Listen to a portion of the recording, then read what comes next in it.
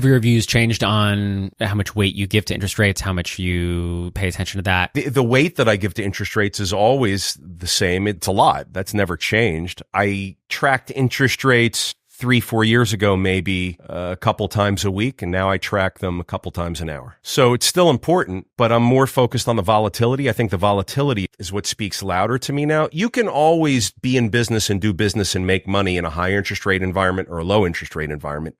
It's not so much the high and the low. It's the volatility.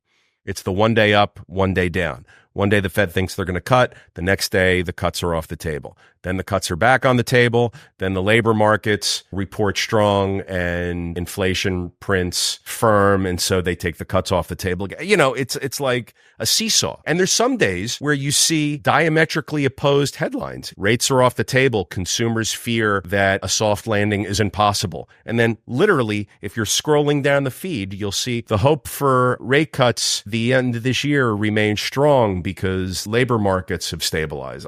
The volatility or the beta that's in the interest rate and treasury markets right now is atypical from what we've seen over the past, I'd say, 15 years. But volatility is also opportunity because with big swings, you can have big success.